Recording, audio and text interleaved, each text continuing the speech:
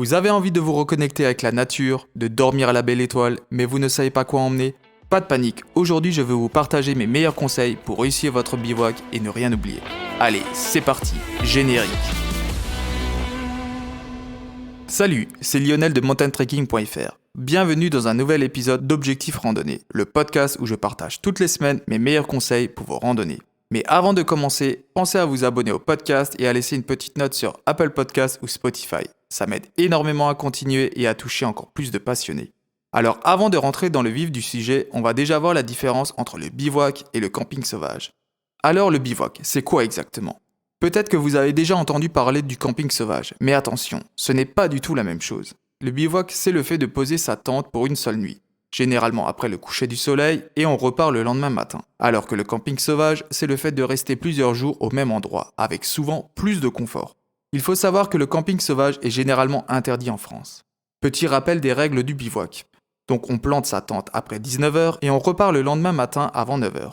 Il faut savoir qu'il est interdit de faire du bivouac dans les réserves naturelles, mais aussi à moins de 500 mètres d'un monument historique ou sur un terrain privé sans autorisation.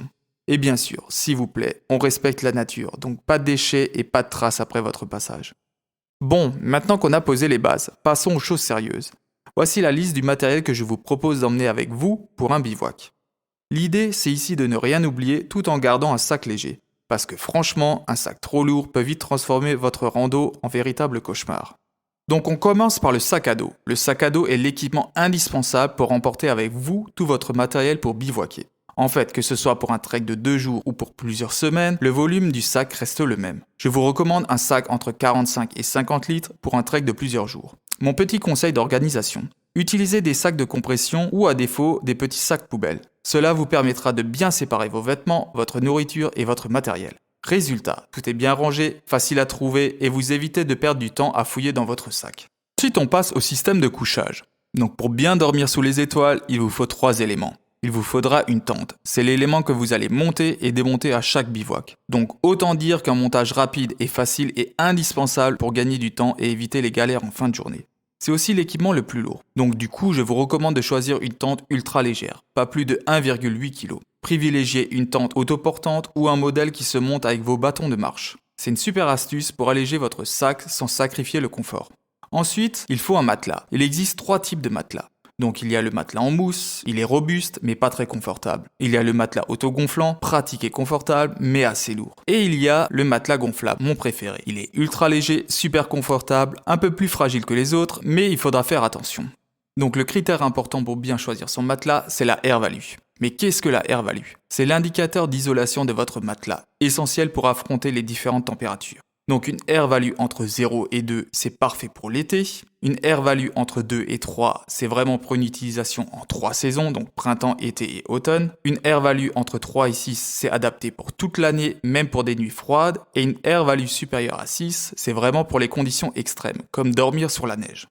Donc mon conseil, optez pour un matelas avec une air value au moins de 3, si vous voulez être prêt à tout, sans trop alourdir votre sac.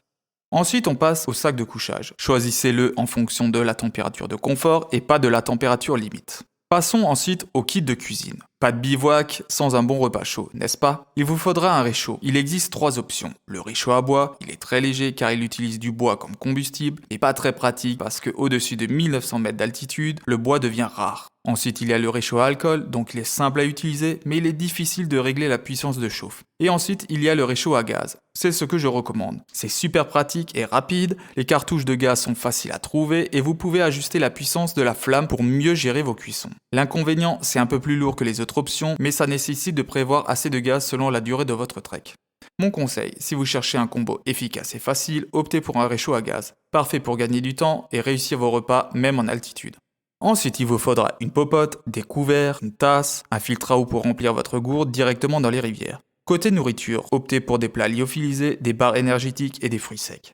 Ensuite, on passe aux vêtements. Pour un bivouac, il est important d'opter pour des vêtements légers, fonctionnels et adaptés aux conditions météo. Voici la liste que je recommande. Donc pour les vêtements principaux, des chaussures de randonnée, une veste imperméable type hardshell, une doudoune, une polaire, un t-shirt ou une chemise en laine de mérino. Pour le bas du corps, optez pour un short, un pantacourt, un caleçon long pour la nuit et des guêtres. Au niveau des accessoires essentiels, donc prenez avec vous des chaussettes en laine de mérino, des sous-vêtements en laine de mérino, des gants légers, un tour de cou, un bonnet, un chapeau, une casquette et des lunettes de soleil. Et pour le confort au bivouac, n'oubliez pas les tongs. C'est parfait pour reposer vos pieds après une longue journée de marche. Au niveau de l'orientation, donc vous pouvez utiliser un GPS ou un téléphone avec des applications GPS comme Visio-Rando, Visu-GPX, Iphigénie, mais aussi une carte hygiène ou un topo-guide. Pensez à numériser les parties utiles sur votre téléphone pour gagner du poids. Puis ensuite, n'oubliez pas des sacs poubelles, c'est indispensable pour ramener avec vous vos déchets.